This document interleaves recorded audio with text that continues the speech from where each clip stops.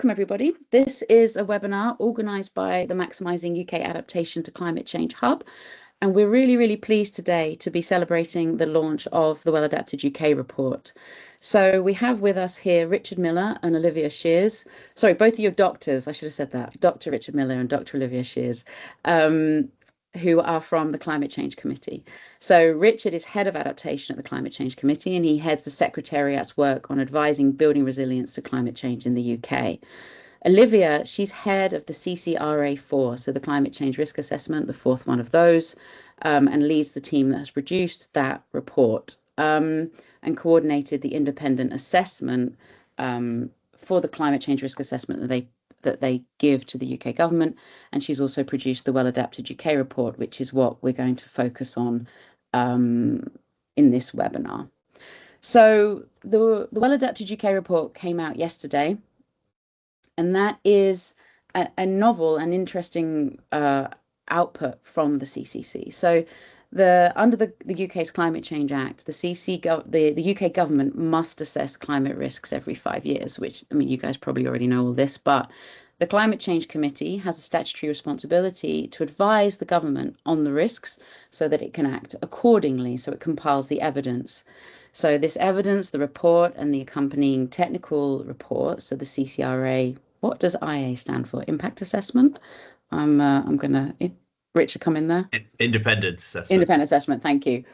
But actually, so we do that. We've done that for 3 years. So this is the first time, though, that the committee is not just focusing on like the risks associated with climate change, but also solutions and what should we do about those risks that come up in this independent assessment. So to provide support to the UK government and the devolved governments around the UK.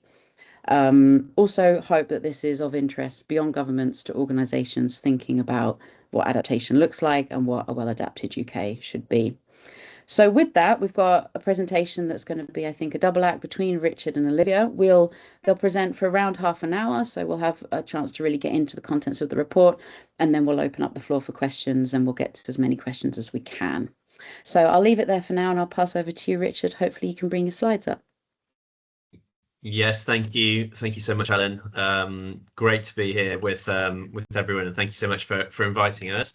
Please, someone shout at me if you can't see the slides. I'm assuming the answer is yes until you tell me otherwise. So yeah, we can see them fine. Great. Well, really delighted to be able to talk to you about the reports we published yesterday, in particular the Well Adapted UK report, which, as Helen said, is a novel bit we've done in our work on climate risks as part of the independent assessment for the climate change risk assessment, and I think offers a useful complement to the increasingly established evidence base we have on the range of risks that the UK faces from climate change, with some evidence and advice on what we can do about it. So we'll move through what we're doing in this report, and talk through how we're coming at it and how the advice sits. So first, I'm going to tell you about the framing for the report. So really, our report focuses on plausible climate futures, what we've seen already today, the impacts we're seeing,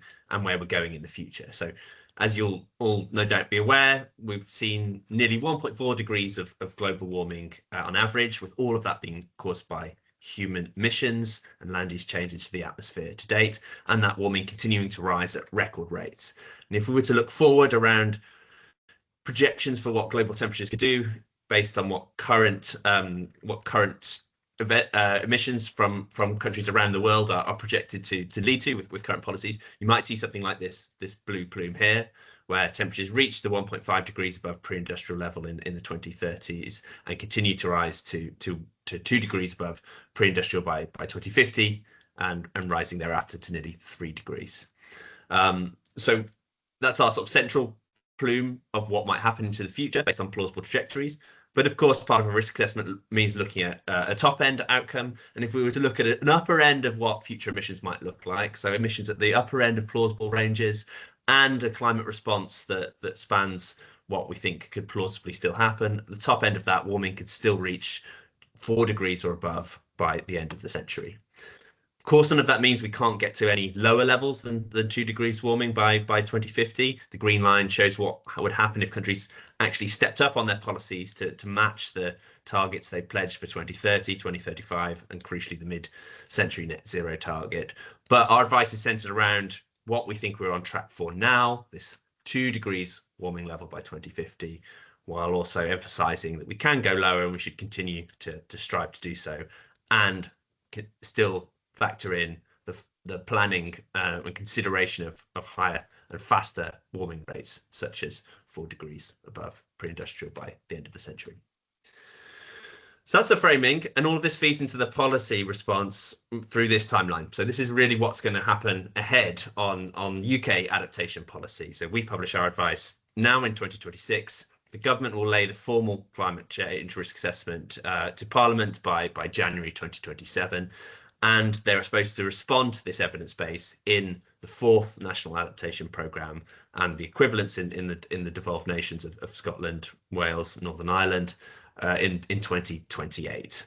Now that programme will last through to 2032. So this is really the programme that needs to prepare us for that world that will be at 1.5 degrees above pre-industrial at that time, and well on the path to 2 degrees by 2050 as we continue to warm across this period. So what are we publishing? So we published 2 different products. The first one is the technical report, which will be the one that people are most familiar with if they're involved and have read past climate change risk assessments. Here we've worked with the UK Met Office and a set of expert authors drawn from right across UK academia, and many of them will be on the call here from the names I've seen. And there we provided the most authoritative and up-to-date assessment of the risks from climate change, covering 41 different risks and 2 opportunities, and identifying, based on published evidence, the urgency and the impacts that could come. That's all published at UK Climate Risk and really extensively lays out the risks we see from climate change right across the economy. The new bit that we've added in complement to that problems-focused piece is this solutions-focused, well-adapted report, where we review the evidence on targets and potential levels for what good adaptation, what well-adapted could look like, and what are some of the key actions that could get us there. And it also folds in the committee's statutory advice to advise on the risks and set out its recommendations for the next national adaptation plans to respond to this. We've done this through a wide range of different sources. That ranges from public engagement, where we ran a public call for evidence. We commissioned a whole set of quantitative research projects and qualitative research projects that look both at modelling quantitative pathways of adaptation at national scale within particular risks and particular systems, and also a citizens panel exercise that brought together representative citizens from right across the UK to consider what these risks are and what their priorities are for adapting to them.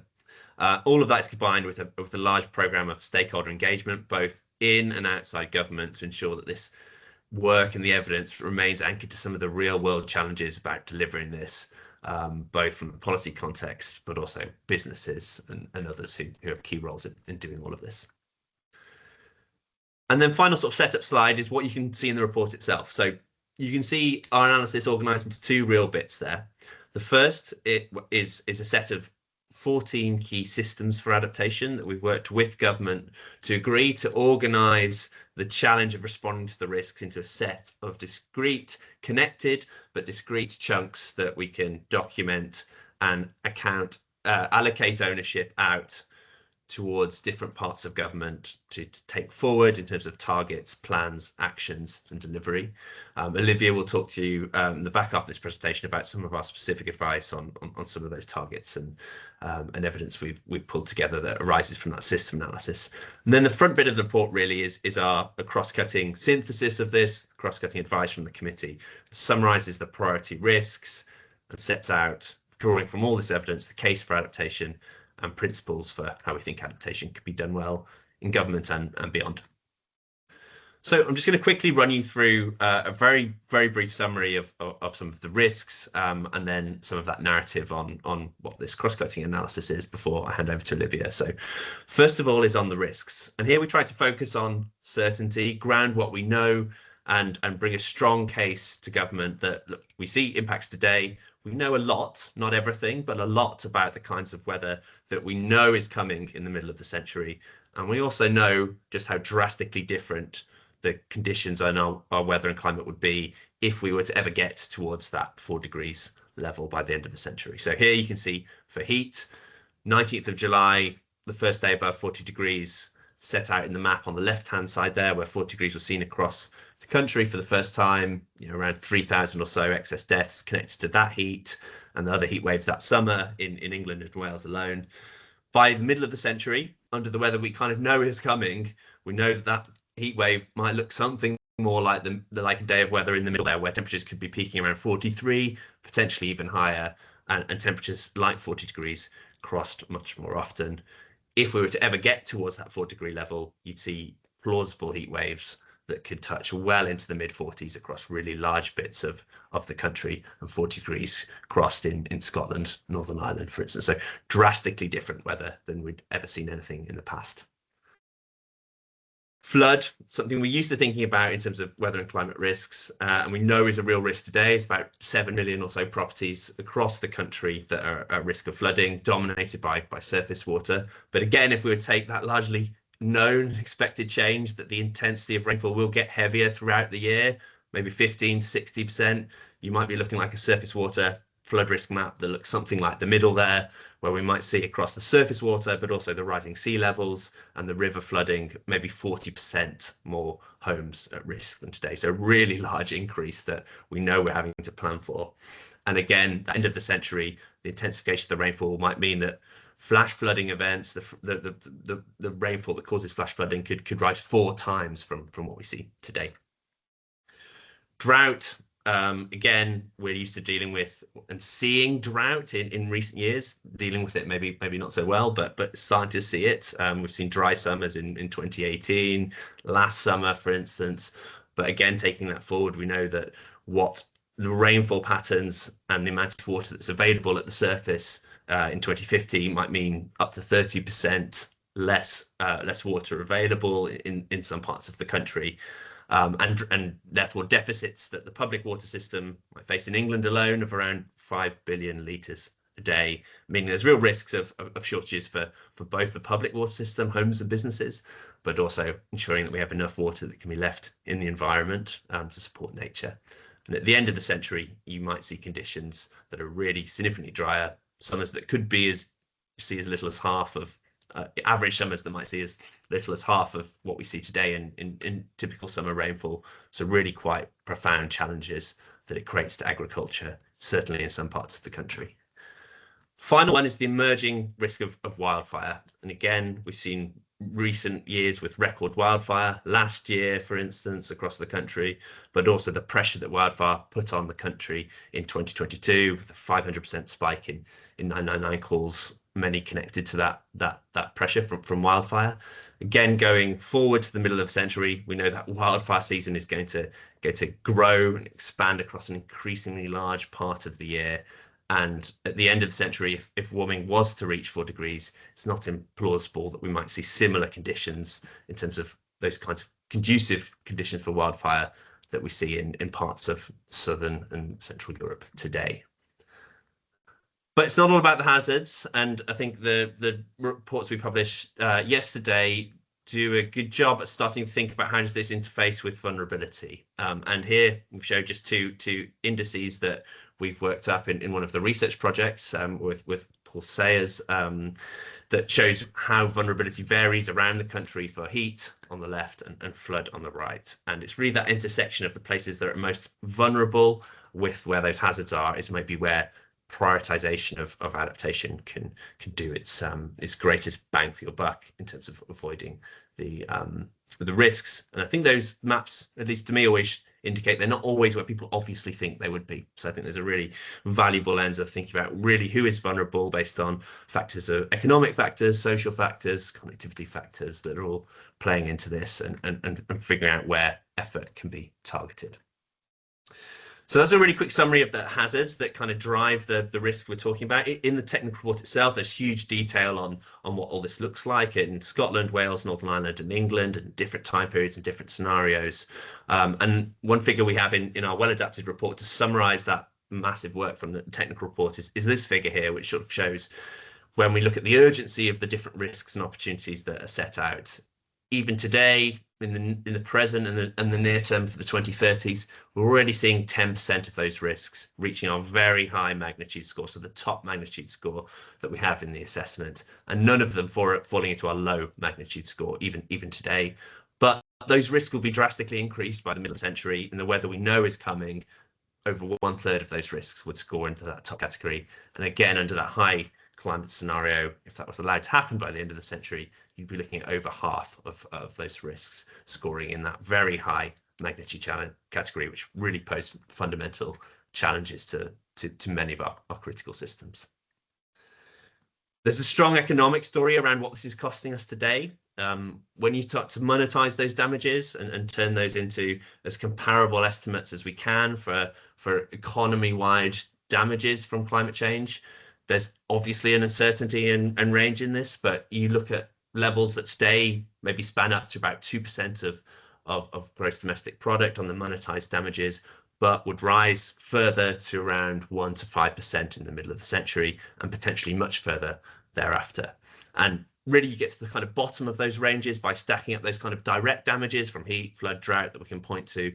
But when you sit all of this in a complex global system where change is happening elsewhere in the world and the potential for complex and cascading risks, you can really see those levels amplify and get you to the top end of these kinds of ranges. So 2% doesn't sound very much, but if you factor that out of the UK economy, that's costs of around 60 billion or so today.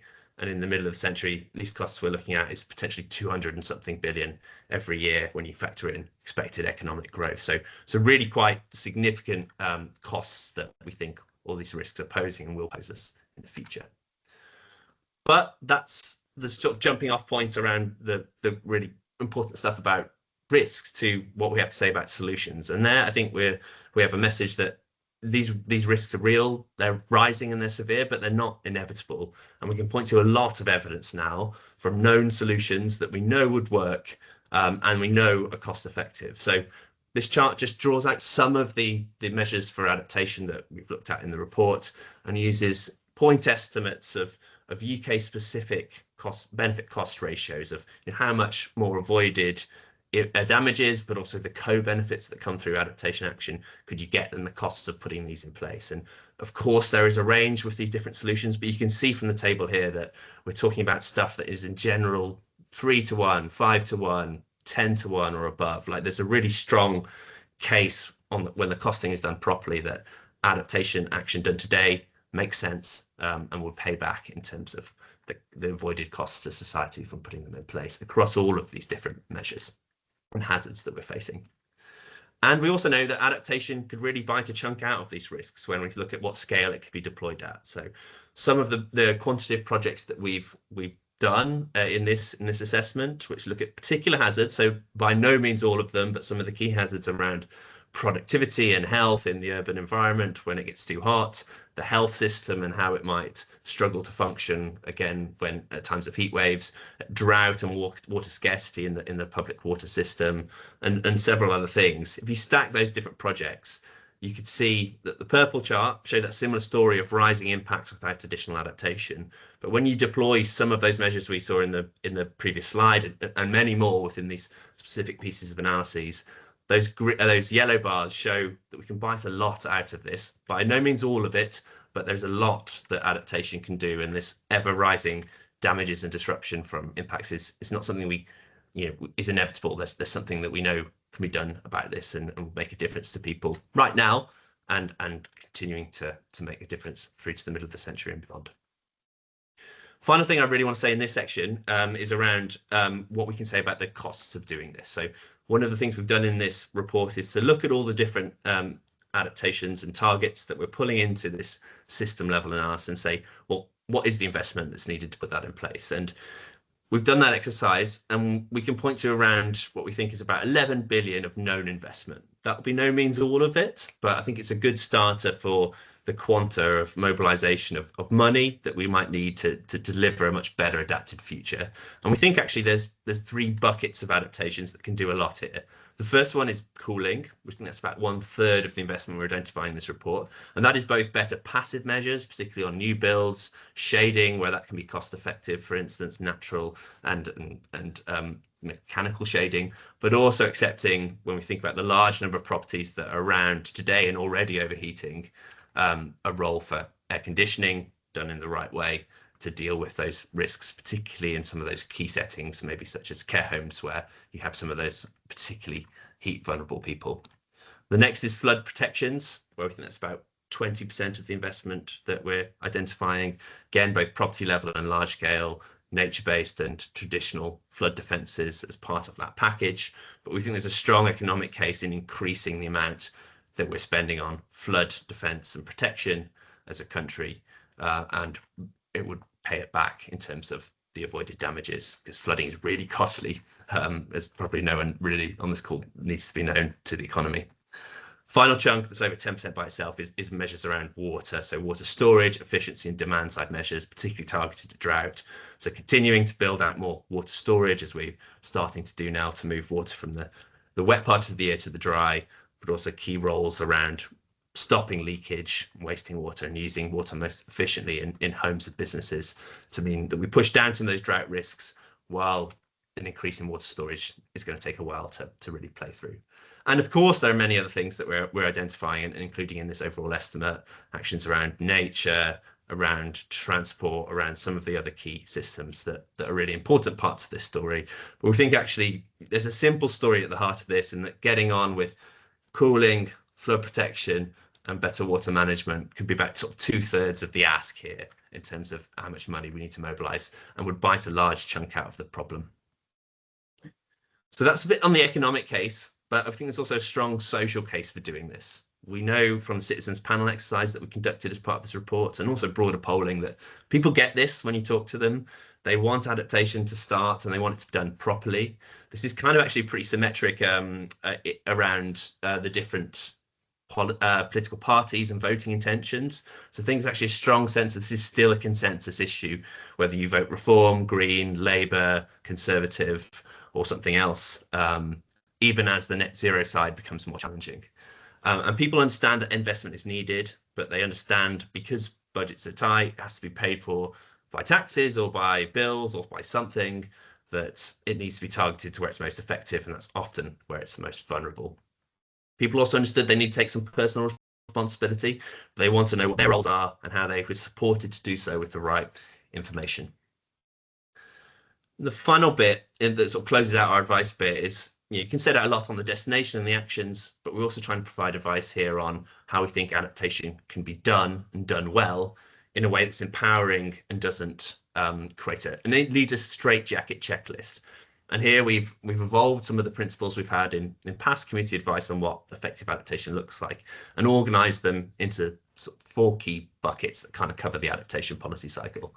The first set is around setting a clear ambition, understanding what the risks are, and setting measurable objectives and targets, which we think is really key to give you a clear destination of where you're going towards. Second chunk is around identifying actions and doing that in a way that finds those things that we think are really cost effective, but does that in a way that thinks about how can you be resilient to the different climate futures you might see, 2 degrees, 4 degrees by the end of the century, for instance, account for the many co-benefits that come with several of these options, how they can be targeted towards vulnerable places, and how particular options might have outsized impacts in pushing down the potential for cascading risks across sectors.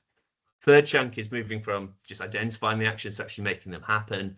And there we're sort of identifying key principles around factoring that into relevant decision making that's happening outside of the adaptation space, being really clear roles and responsibilities for who is supposed to do what, given these things often are done through local government or through businesses or various connections of those different parts, and a key role of having funding and financing routes that are clear and actually work and make a private business case where you're expecting businesses or households to do any of this. Final bit is tracking progress. This is clearly a process, and so there needs to be a good sense to how you can identify the key things that matter, both for what you're seeking to achieve in terms of your goals, but also the leading indicators on the way, and then how all of that can come together to actually give you a process to take and to think about, does any of this need to iterate and change to be most effective overall. So with that, I will stop and hand to my colleague Olivia, who'll talk you through some of our specific recommendations on targets and actions coming out of our systems analysis. Thanks, Richard. So Richard has talked about our adaptation principles, and we apply these adaptation principles across the 14 systems covered in the report. So for each system, we set out the key risks, which has been informed by the assessment in the technical report. And then we propose a set of objectives. There are 21 objectives across the report, and that's because we've broken some systems down into subsystems. And these objectives are the committee's vision on what being well adapted looks like. Underneath those objectives, the committee has then proposed a series of targets out to 2050, which helps to deliver the objectives. We'll then, within each chapter, we then set out the key evidence on adaptation actions. And as Richard already showed, we've had a particular focus on looking on evidence on cost effectiveness and cost benefits. And then we look at the enablers and policies that will be required to deliver these actions. Each system is summarised with a figure which we call a monitoring map, for people familiar with CCC monitoring. And it looks a bit like this graphic on the screen, in that it's a theory of change leading sort of from the top of the objectives and targets and what is needed to put those in place. We will use these throughout our future progress monitoring of adaptation progress in the UK. And so there's a kind of clear thread of following through to delivery from policy and a key need to evaluate progress. All of our targets that we set in the report, which I'm going to come on to talk about as kind of set of the priority targets, all of the targets are time bound, and we suggest ways to measure them. We've based the proposals for these targets off a range of evidence.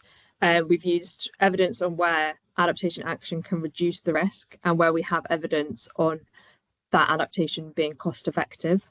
We've also looked at whether existing targets in some places, for example, on biodiversity.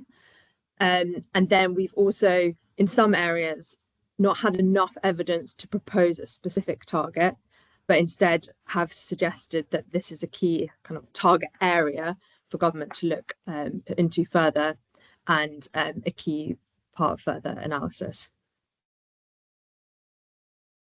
So I'm just going to step through the priority 8 risks and targets identified by the committee and the sort of key recommendations which then underpin them for action.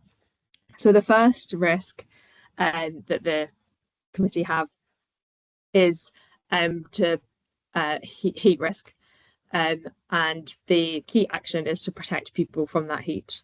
We're proposing a target that by 2050, excess heat-related mortality should be no greater and ideally lower than today's annual average. Annual heat-related excess deaths can be up to 3,000 per year in heatwave periods already. That was about the number of deaths in England and Wales in the 2022 heatwave. And by 2050, under 2 degrees of global warming, this could be up to 10,000 each year without additional adaptation. This affects a population across the UK, but is particularly apparent amongst the elderly population, and in London and southern England, where we have kind of the largest absolute impacts from extreme heat. But there are also large relative increases in impacts in historically cooler regions in the north, for example. And our modelling shows that this heat could cost the healthcare system, costs the healthcare system are expected to double by the 2030s and triple by the 2050s under a central climate scenario. But our analysis also shows that adaptation can reduce these impacts. We looked at adaptation in the residential building stock and adaptation in the healthcare system, both to buildings and to operations and services. And we found through this analysis that focusing adaptation packages on residential buildings and quite a simple package of passive measures such as insulation and ventilation and air conditioning rollout on the 30% most vulnerable areas could help to keep the risk of heat-related mortality to a level similar to today's level. And that combined with measures in the health system as well, we could achieve this target. So this target is underpinned by kind of core analytical evidence, and then we've set some key recommendations for government to deliver the actions that we modelled.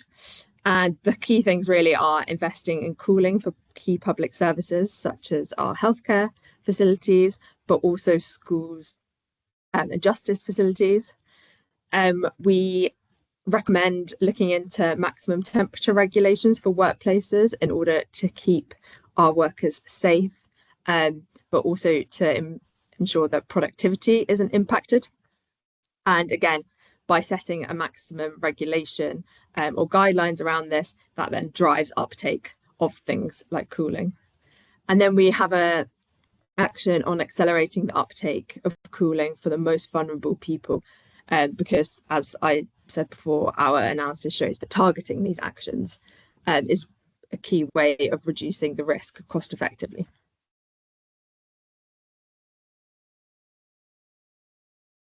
The second priority area that the committee identified is around managing flood risk. It's around 7 million properties already in flood risk areas today.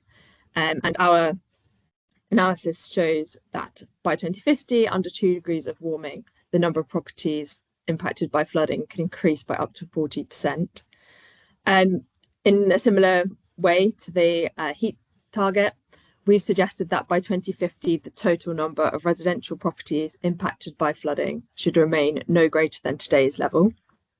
And this, again, has been based on modelling rollout of adaptation measures, and that includes measures across the kind of flood protection and resilience space. So that's hard defences, natural defences, but also increasing the standard of existing defences, property level measures and early warning systems. And yeah, through this modelling, we've identified that with an increase in investment, the level of risk could remain consistent with today's level, even under the 2050 climate. Acknowledging that this is a national level target, in some parts of the UK, it would be very difficult to maintain flood risk in a kind of cost-effective way.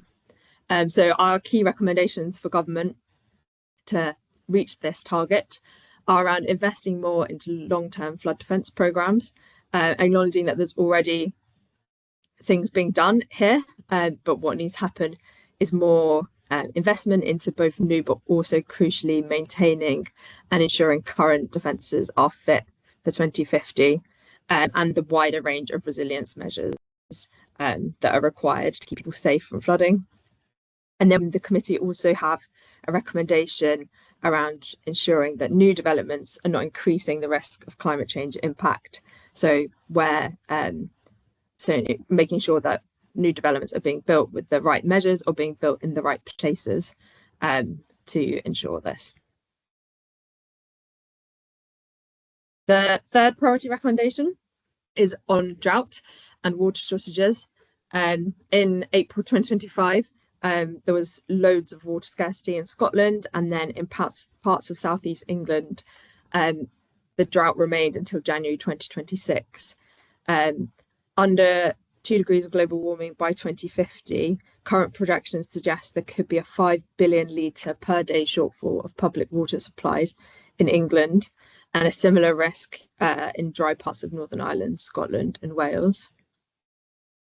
So for this risk, the committee have proposed a target of by 2040, water supply should be resilient to a 1 in 500 year drought. This is based on, without action, there'll be costly and widespread water restrictions that go beyond today's hosepipe bans, for example, and without action, there'll be more expensive solutions will be needed. So the key recommendations in this sector are around ensuring Regulation in the water sector remains a clear focus on drought. And again, that new development is drought sensitive. There are regulatory reforms ongoing in England and Wales in the water system. And the committee have really set out that it's key that these restore public confidence and maintain investment in drought resilience over the next decade. The system should also support linking actions in the water sector that could manage both drought and flood risk. And then also new development should be built to use water efficiently. We talk about measures such as minimum water efficiency standards and also extending this recommendation on new development to infrastructure, not just residential buildings. So considering the siting, but also considering resilience standards for new development. The fourth recommendation from the committee looks at nature. So for this, we have a target that by 2030, 30% of land should be protected for nature, and by 2050, this should be in a good condition. Without additional adaptation, there is a widespread risk of ecosystem loss and disruption. And without adequately considering climate change, nature restoration risks creating small and fragmented habitats, which are more vulnerable to species loss as the climate changes. And this means that we think the protection goals might not lead to land being in good ecological condition in 2050 and beyond. So the first part of this target is based on the existing targets that already exist to protect land. And I think the key thing that the committee recognise here is that a lot of the actions in the nature space are around creating more healthy, diverse, connected habitats, as well as managing for specific risks such as wildfire. And what needs to happen to do that is that nature protection and regulation needs to be forward-looking. Habitat regulations and legislations are really important tools and they can drive management, but these are going to be increasingly difficult to achieve as the climate changes. So ensuring that these regulations are forward-looking is a key pillar of our recommended actions. And the second recommended action is around public money being compatible with future climate change. Lots of actions in the land and nature system are partly funded by public subsidies. And so ensuring that these subsidies are targeted to support climate resilience is key. Linked to our land target is our farming risk and target. So the committee felt like a priority area was keep farming viable, and that involved a proposed target of from now through to 2050, domestic food production as a share of food consumed should be sustainably maintained at 60% at least. We have research in the report and evidence from multiple sources that yields have been lower than the averages for crops like wheat and oats, particularly due to the hot, dry spring and summer in 2025. And by 2050, under 2 degrees, high quality farmland is predicted to drop from an average of around 40% of land in England and Wales to just over 10%. And in the worst years, disruption could make some types of farming unviable. I think the key actions that we set out in the report are around resilient farming, so resilient practices on soil and water management. We also discussed the use of technology and precision farming, but also a need to change what is produced and how that might need to be considered in some places and shifting from some crops to other crops. So the key actions for government are around removing regulatory barriers that make adapting hard for farmers, and things like making it easier to store water on farms, for example. We then set out the need to provide increased access to skills, training, and finance to help farmers adapt.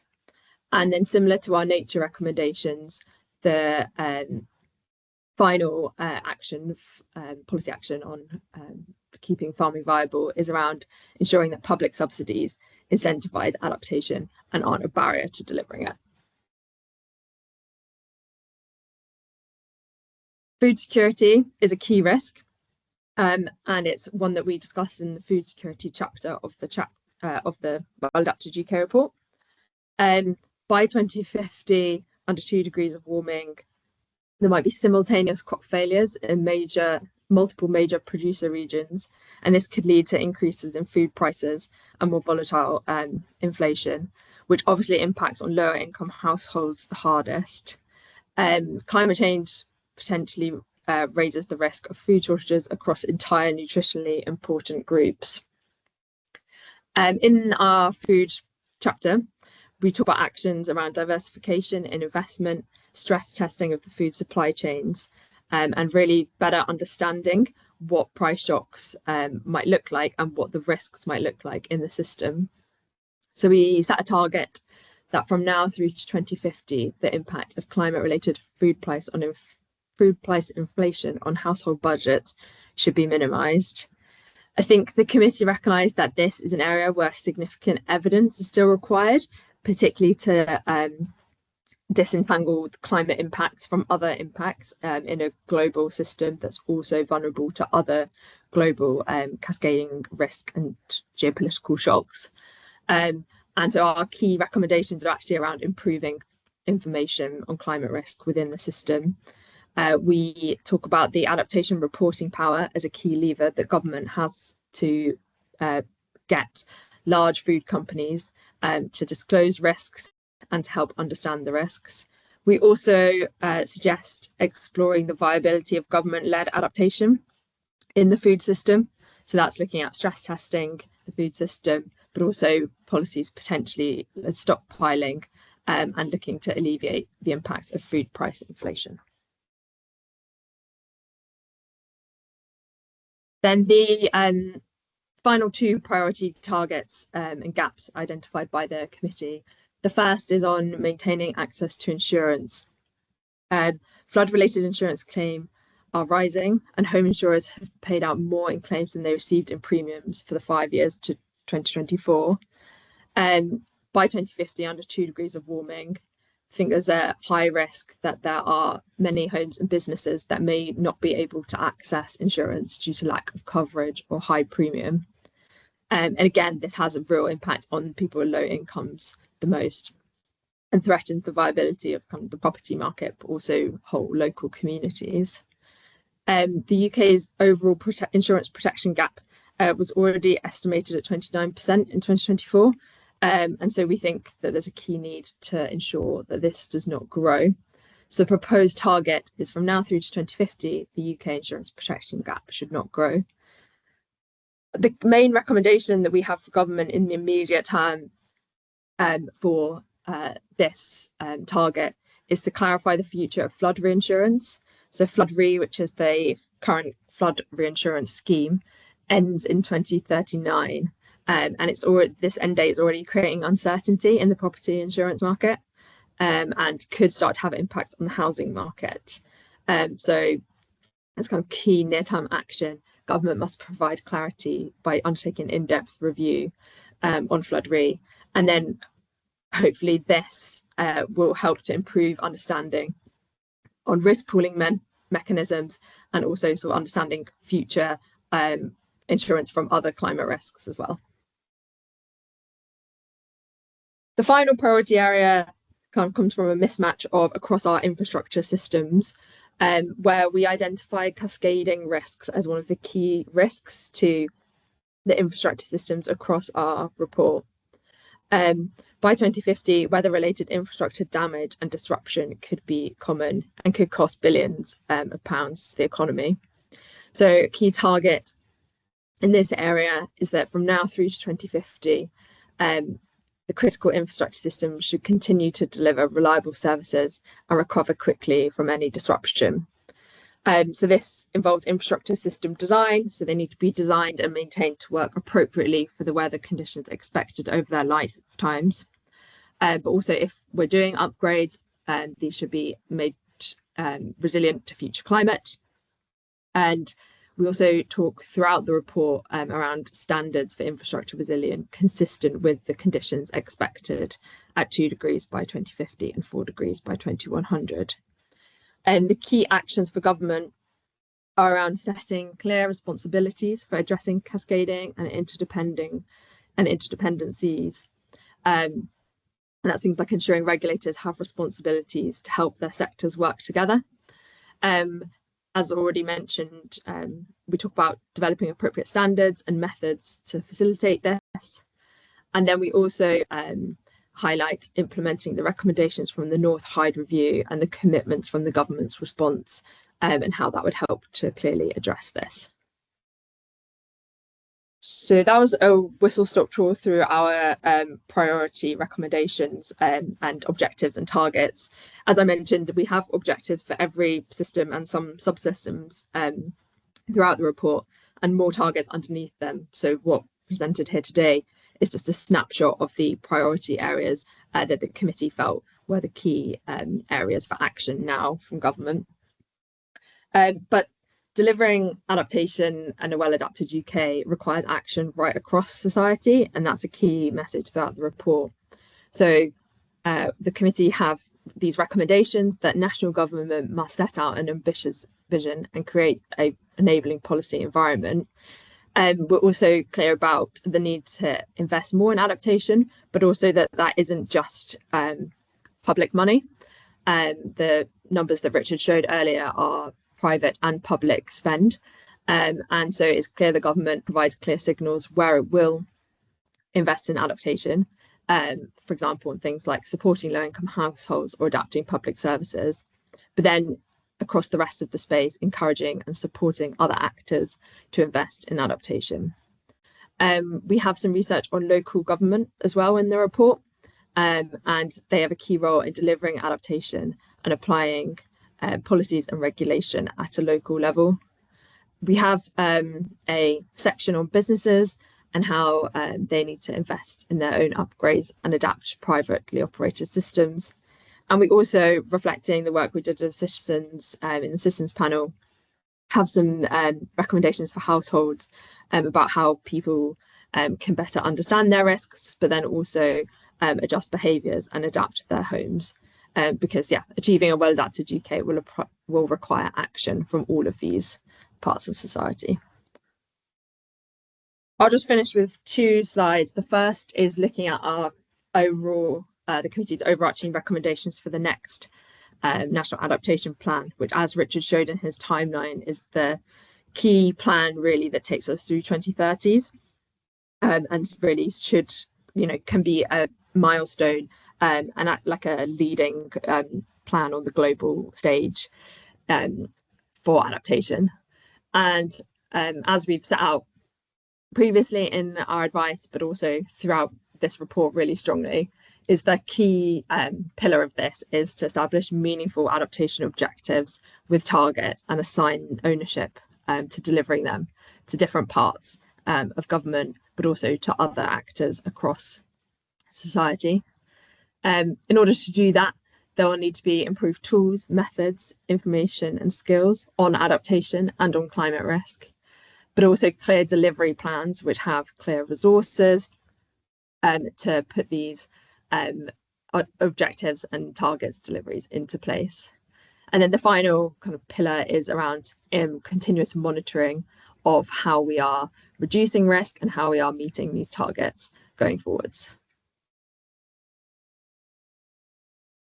So the final sort of summarise back to the top, the key messages of a well-adapted UK.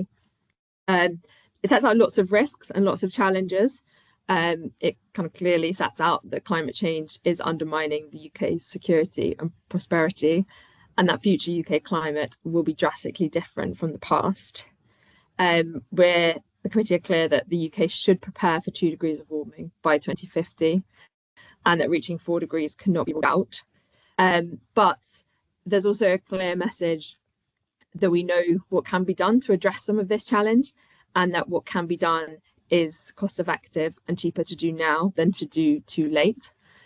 So we highlight cooling from both passive and active measures, increased flood protection and improved water management as those key three high priorities that can really take quite a big chunk out of what the future risk could look like in 2050. Richard set out the investment numbers from our costing analysis, and yeah, we think that this kind of level of investment is manageable, and it's a level of investment that will generate returns and avoided damages in the tens of billions. And so I think the key message is that this can be done, this is cost effective, and the main thing now is to get on and start delivering adaptation. There's lots of uncertainty and it's very complex in lots of cases, but in lots of cases we do know where to start, and we do know we have good evidence that these actions are effective. And yeah, as I said in a couple of slides ago, there's also a key message that this isn't, just government's problem, and this isn't just DEFRA's problem within government.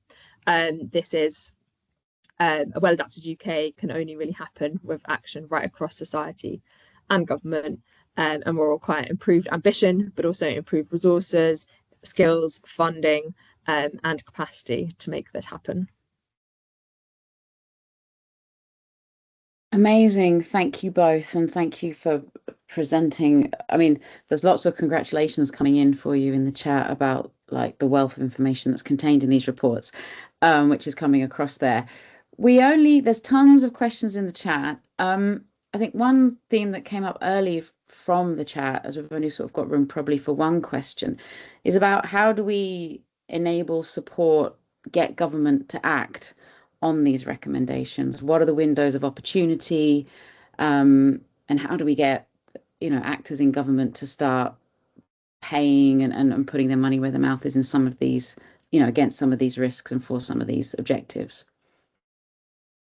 Yeah, I think that for me the key thing I think is having some yardsticks. I think the parallel to net zero of once you have a target, things can start to be set against it, like what would it take to achieve it, and the perfect doesn't have to be the thing that we strive and wait for to have something good to start with. And you see that on the net zero side, where when the Act came in, it was 60% CO2 only when it was proposed, strengthened to 80% in the process of legislation, then ultimately increased to net zero or greenhouse gases. So I think getting started with accountability on targets will put the sort of emphasis and ownership on this, for it to happen. I think someone described this to me once as we've got an objective that's the equivalent of reduce some amount of carbon by some date, by some methods right now on adaptation.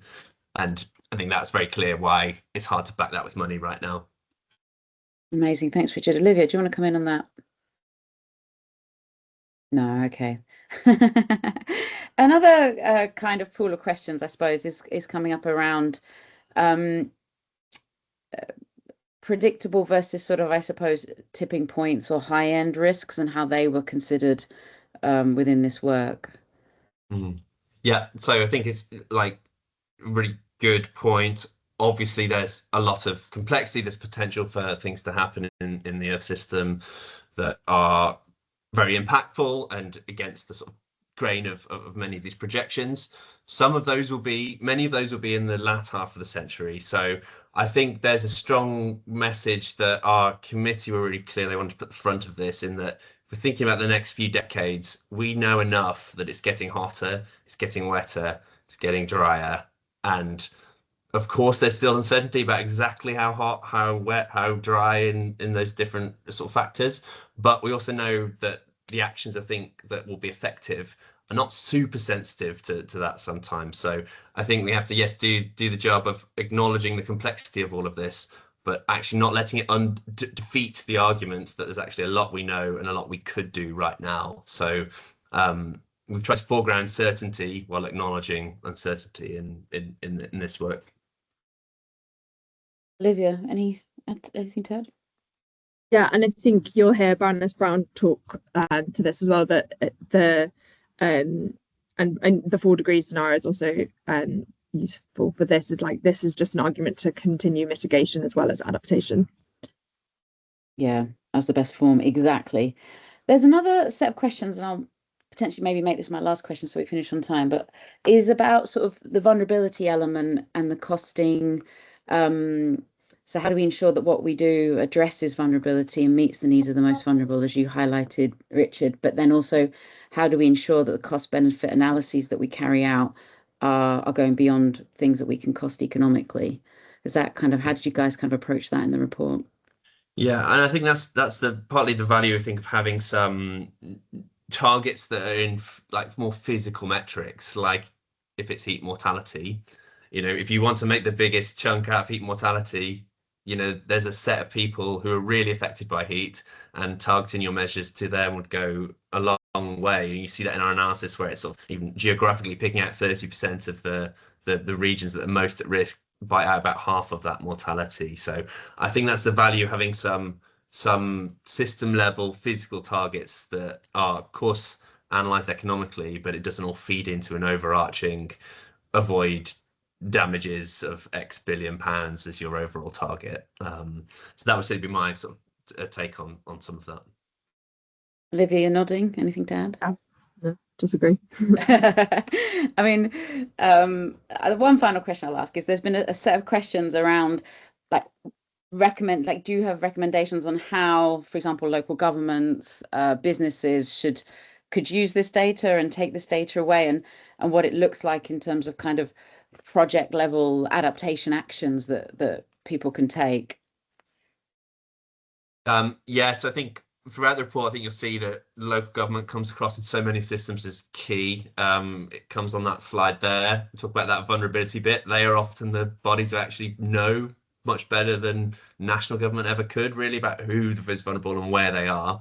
So I think it's a really key one on the delivery side. We've done a specific piece of work that touches on that's published alongside this and talks in a lot more detail about some of the barriers that local governments see and what they need from national government, clarity and objectives, funding and obligation on this being some of the key ones. So yeah, I'd point people to look at that in more detail, and there's different bits of this I think that people can unpack in more detail. There'll be seminars on some of the citizens' work and things. So plenty of opportunities I hope to get involved in, find that next level of detail in the content and what we're saying in different bits of it than we've been able to touch on here. Amazing, thanks. So I'll finish it there. On that, there are a few, because we haven't got the comments open in the chat, there are a few events that MACC are holding. So we're having an in-person event on the 9th of July that people can register their interest for. I see there's another event on the citizens panel. What we will do is we will send a follow-up email summarising some of the key other events going on around the Well Adapted UK report. So do write to us if you also have one going on. I'm not going to promise that you're going to answer these questions later, but maybe we'll have a chat about a follow-up, because there were so many good questions in the chat. Maybe we can follow up with some kind of response in general to some of them, because we didn't have time to get to many questions. So it just remains for me to say thank you very much. I think first for the report, first for really trying to move adaptation forward in one way or another. Like you say, we've got to do something rather than nothing. Don't let the perfect be the enemy of the good. And yeah, and thanks for coming today to talk about it. Really, really interesting stuff. So yeah, we'll see you at an event soon, I would imagine, and take care everybody else on the call. Thank you very much.